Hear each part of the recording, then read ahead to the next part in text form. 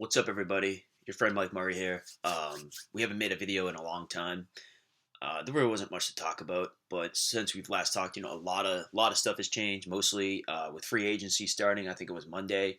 A lot of news.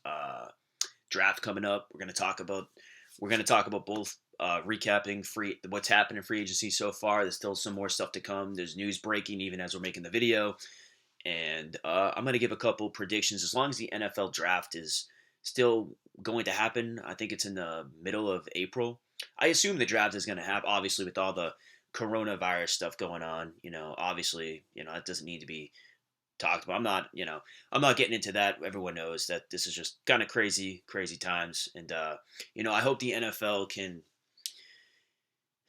keep the draft at least on the date and maybe just have the players come up to the stage. I don't know. I assume they're going to do something like that. It would be a wise move. I bet the ratings would be really high. A lot of people would be talking about it. It seems like the NFL wants to keep things moving and try to start their league year and their regular season on time. Who knows what's going to happen? I mean, I hope that's the case. Um, yeah, but let's just kick things off here. So obviously the big news is that Tom Brady is going to the Tampa Bay Buccaneers. I don't know if I ever spoke about this. I'm from the Boston area. I watched Brady's entire career. I don't know if we talked about this at all during the DFS breakdown videos, but I saw this coming for a while. I think it's amazing that they won the last Super Bowl they did against the Rams. I think he had obviously an amazing career, and I think they made this work as long as they could. I don't think it's a bitter divorce. I don't think it's that big of a deal. Like the Patriots. If the thing here that nobody's understanding about the Patriots is the Patriots are in rebuild mode for a while. Patriots only have 14 players now signed on their roster. They might be going out. I mean, so some reports that they really like Jared Stidham. I'm not sure. I'm not sure about him. They may be tanking for Trevor Lawrence. I wouldn't be surprised if they're trying to, you know, if Belichick's playing chess here. They have 14 players right now signed to their team. They lost their whole identity as a team on offense and defense. Like this is it's going to be a new beginning in New England. It's probably not going to be 2 or 3, 4 years before they're a real contender again. So it's been an amazing ride. Anyone who watched this, it's never going to happen again in any sport, most likely. So Brady deserves to play until he wants. I mean, people forget just this. We are going to get into the recap, but I just do want to put this in perspective for people. Like, when Bill Belichick was the coach of the Patriots in 2000, I watched this whole thing. I'm almost 30 years old, so I watched this whole Tom Brady's whole career right in front of my eyes. In the year 2000, when Belichick came here, the Patriots were not good. They had a bad record. I don't remember what it was. And then the next year, in 2001, they were 0-2. And then they lucked into Brady with Bledsoe getting hurt. I mean, it is wild to think about because Belichick would not be where he's at without Brady. And people forget about this. They lucked into Brady and they went on this amazing run. The Patriots' net worth as a team has at least quadrupled since this whole dynasty has begun. And I think one of the factors here was for you guys that are not from the Boston area, don't know, is that there was a major complex built around Patriot Plates that is a booming. There was a major shopping center built around the Foxborough area called Patriots Place, and it's a real big it's a really hot spot for like kids to go. It's really popular, and I don't think Brady got any equity in that. I think he was really mad about that, and he probably has a right to be so. I don't know who knows what's been said behind the scene. I'm sure this stuff has been discussed at length behind the scenes. Who knows? But at the end of the day, in about a minute, I'm going to get into the fantasy implications of all this. But I just wanted to put things into perspective that, it was time for both people, in my opinion, to go to separate ways. I think Tampa Bay has a nice roster right now. Do I think they're going to win the Super Bowl? I'm not sure about that, but I do think they're the favorites in that division without a doubt right now. Because they got a nice roster and they have some 30 million in cap room, and they're gonna. I have some suggestions what I think they should do in the draft. We're gonna get into the draft a little bit. We can't go over every single move. I'm just gonna go over the major ones, some major things I've seen. Mainly with the Tampa Bay Buccaneers. I think Brady's really gonna like Godwin, and I think that Brady might want to prove people wrong that he can still throw deep. I think this could go a lot of different ways.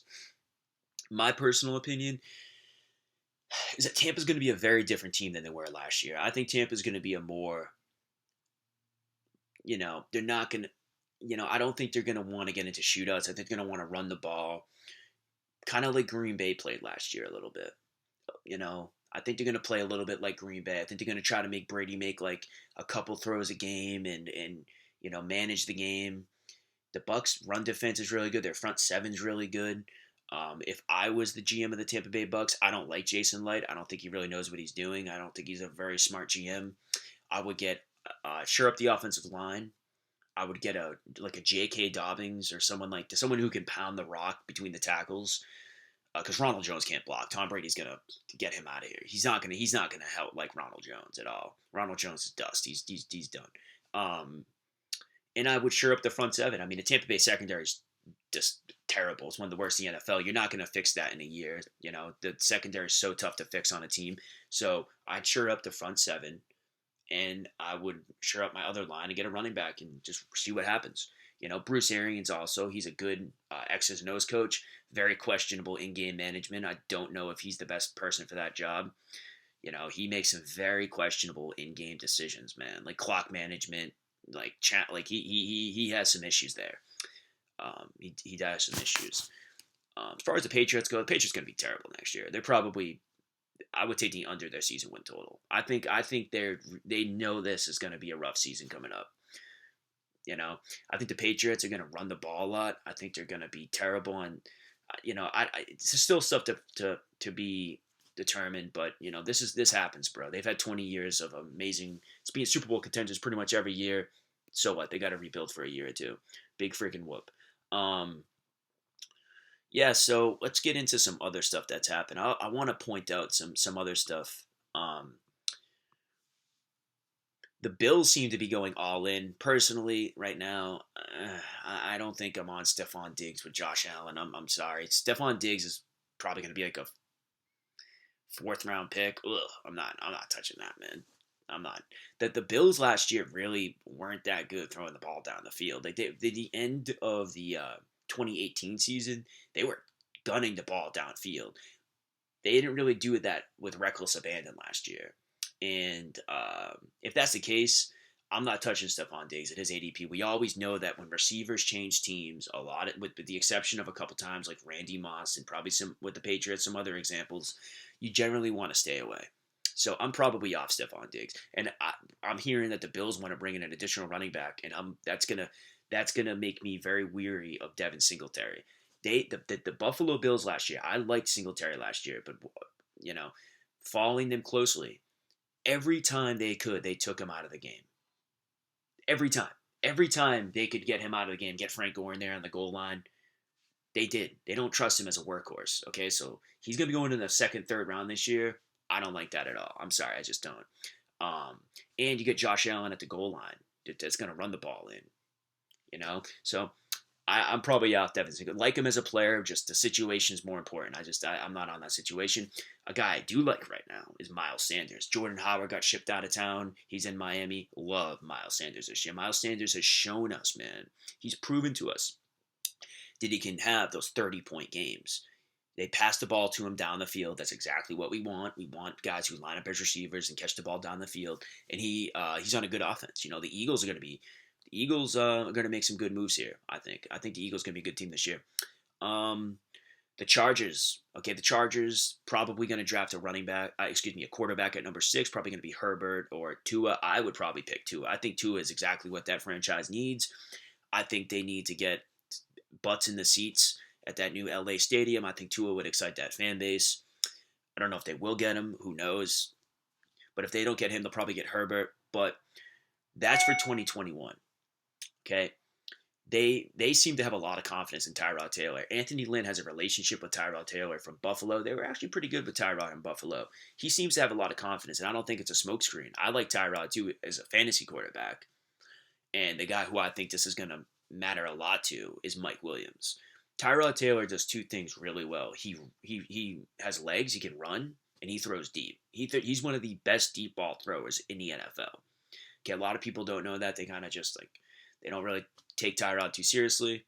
Tyrod can chuck it deep really good. Probably just as good as anybody in the NFL. I know that sounds kind of goofy, but he throws a beautiful, beautiful deep ball. Phillip Rivers is probably the worst deep ball thrower in the NFL. Now Mike Williams gets the best, and people aren't really. Yeah, is Tyrod one of the best QBs in the NFL? No, but who cares? Just like you, you know, you know, people gonna not like Mike Williams next year, and I'm gonna be all over him as long as Tyrod looks like he's gonna be the QB for the entire season. I don't like Austin Eckler with Tyrod Taylor. I don't think Tyrod checks down a lot. He's a guy who either runs or kind of throws deep. I'm not going to be on Keenan Allen next year. Not that his age or anything scares me. That doesn't scare me. It's more just like the style of quarterback that Tyrod is. Um, okay. Another thing I wanted to mention that I don't have written down, Pat Shermer went to Denver. Pat Shermer has come out and said that he wants to chuck it deep, that he wants to throw it deep on the perimeter. I love Cortland Sutton this year. Like, I love Cortland Sutton. I will take him in the third round every single time. I love Cortland Sutton this year. Love Cortland Sutton. And I like Drew Lock. You know, I was really didn't know what to think of Drew Lock when he started last year. But, you know, I think that Drew Lock is going to be a nice little fantasy option this year.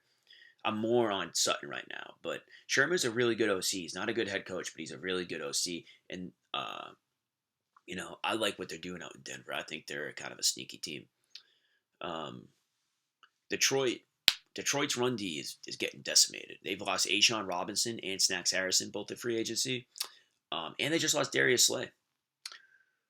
I don't know about them. You know, Detroit's a team that I liked originally at the start of free agency, but Detroit led in 14 out of 16 games last year. You know, they're a team that I like for fantasy purposes. Like, I love Kenny Galladay next year. I'm interested to see what they do in the draft at running back. If they trust Kerryon, I don't, you know, we'll wait and see with that. But, you know, they're losing a lot of luster on defense, man. It's going to be interesting to see what they do. We'll wait and see with Detroit because I was on them at this current moment. You know, it kind of looks a little dicey. Here are two teams that are getting really losing a lot of personnel on defense are the Rams and the Vikings. Okay, the Rams, we don't have to go over all they're losing just a lot of, like, you know, baseline starter people that you probably don't really know about. They're gonna have a lot of turnover on defense, and they're losing Wade Phillips. That's a situation to monitor. The Vikings are a situation. They have a lot of turnover on defense, and that run defense, which was always a hallmark of Mike Zimmer's defenses, kind of susceptible to the end of last season. I think you're going to see Minnesota become a different type of team next year. I think they're going to get into more shootouts than we're used to seeing. I really do. I think you're going to see their defense regress next year. Xavier Rhodes is likely gone. Trey Waynes is gone. The two starting corners are gone. If maybe Mike Hughes can come in and you know, I'm pretty sure he didn't play that well last year. I could be wrong. They lost some pieces in the front seven. You know, I apologize, guys. You know, I don't know everyone's name. I've tracked all this stuff and I have it written down, but I don't want to get into everybody's name. But those are two teams that had good defenses that look like they're losing a lot of personnel to keep an eye on. Here are two other teams that are going to be just there's just no way to salvage these teams next season. They're going to be terrible. The Panthers and the Jaguars. Carolina Panthers, in my opinion, might have the worst run defense of all time. They are going to be horrible. So are the Jaguars. Those two teams, if you have, I know it's far out, but I'm going to make a bold call that those two teams will be I'll be safe, bottom 10 run defenses in the NFL. Okay? Maybe even bottom 5. Carolina was the worst run defense efficiency team last year, and they lost their leader, Luke Kuechly. I don't understand how they're going to get better. Like, I don't understand how that move is going to change into the other direction. If anything, it's going to make it worse. You know? And they lost James Bradbury. I think Carolina, man, I'm telling you now, I love Christian McCaffrey as a player. I'm a little worried about that whole situation down there. I don't think Teddy fit. Listen, it's for another video when we know more information, but as of right now, Carolina's a team. I'm just big old question mark on Carolina. I'm not sure about them. Maybe DJ Moore is the only thing I like down there. Jacksonville's tanking. I think they're trying to get Trevor Lawrence. They've just decimated their entire defense. Just, you know, I'm off Leonard Fournette next year. Not touching him. Jay Gruden doesn't really like to run the ball with the workhorse. He loves to pass. And if anything, I like DJ Shark. That's pretty much it. You know, maybe Gardner Minshew because they're gonna be trailing a lot. But yeah. Okay, so that's basically really wide array recap of free agency. I don't want to get too into details. I just want to recap, my observations. How long is this video right now? 15 minutes. I want to wrap this up in a couple minutes. I don't want to make it too long. Draft predictions I'm going to get into. Okay. The best running back landing spot, in my opinion, for a guy in this draft class is going to be bold. People are going to disagree with this. Is Pittsburgh. I think Pittsburgh is done with James Conner. I don't think they like. I think they know that James Conner cannot be depended on. He can't stay healthy. It's 2 seasons in a row. He has not been able to finish the season. They're going to draft a big physical workhorse running back, and people are going to say that the Steelers showed more of a ability to use a committee last year. That's what they're going to do moving forward, bro. That was one season out of what has Mike Tomlin been in the NFL, like 15 seasons as a coach, something like maybe 12 seasons. I don't know, something like that. That was one season. Every season else, like he's liked one central running back, and he's gonna grab a running back nice and early in the draft, and he's gonna, people are gonna be skeptical. I love that because the situation that everyone else likes is Atlanta. Let me tell you something about the offensive court. Dirk Cotter. Dirk Cotter doesn't throw the ball to the running back, so you're gonna have to get there all with the feet. It's not good. We all know in fantasy we want guys who can catch the ball. Dirk Cotter has not shown the consistency to throw the ball to the running back out of the backfield. Another guy, obviously, should have put this back there with Austin Hooper out. Calvin Ridley is whoop. His stock's going through the moon. I love Calvin Ridley this year. I'm gonna be all over Calvin Ridley. Love him. But yeah, I love Pittsburgh for a landing spot as a running back. That's my personal favorite spot. I think New England's also interesting. I think New England's going to run the ball a lot this year. And I'm not sure they depend on Sony Michel. Another guy I love this year, I'm sorry guys, is Marlon Mack. I think Marlon Mack is going to be a beast. He's going to be like a borderline top 5 running back this year. I'll be all over Marlon Mack this year in fantasy football. All over him, man. Love Marlon Mack. And Phillip Rivers loves checking down to the running back out of the backfield. Another guy I like on that team, Jack Doyle. Moving on. Bold prediction for the draft. Bold prediction. Little under the radar major trade that just happened a couple days ago. DeForest Buckner going to the Colts, to San Francisco for the 13th pick. You might be thinking, why does San Francisco want a big pick? Let's think about it. What just happened in the Super Bowl? They pretty much lost the game because Jimmy G couldn't make big plays. They have a surplus of defensive linemen. So it doesn't really hurt them that. I love DeForest Buckner, but it doesn't really hurt them that much to get rid of one of them, free up some cap space and commitment, and, get a big asset. I think they're going to pick a quarterback here. I think people are not going to see it coming, and I think Kyle Shanahan knows that Jimmy G has it's not that big of, they can work with Jimmy G for another year, but they're going to try to get the guy they draft to, into that role sooner rather than later, because I think Shanahan knows Jimmy G has a cap ceiling, and that's not the team he's trying to build. He wants to win a Super Bowl.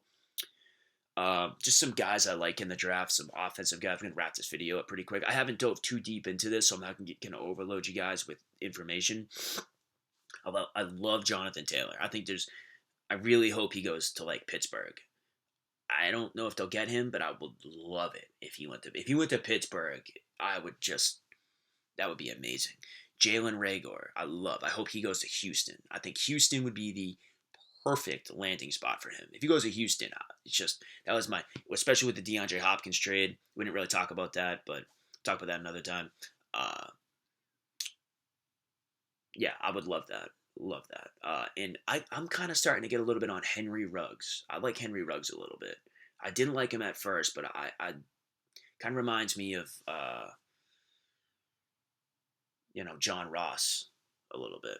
But guys, I'm going to wrap the video up. I don't want to make it any longer than it is. Hopefully everybody's, staying safe and listening to your local and state authorities and government officials. Hopefully everyone's taking, I assume everyone is taking this seriously. If you're not, you're kind of, never mind. But, there's going to be a lot more news that keeps breaking. I'll make a video maybe after the draft, maybe before, getting more in depth into that. I haven't really, I'm not gonna lie to you guys, I haven't really looked too deeply into the draft yet.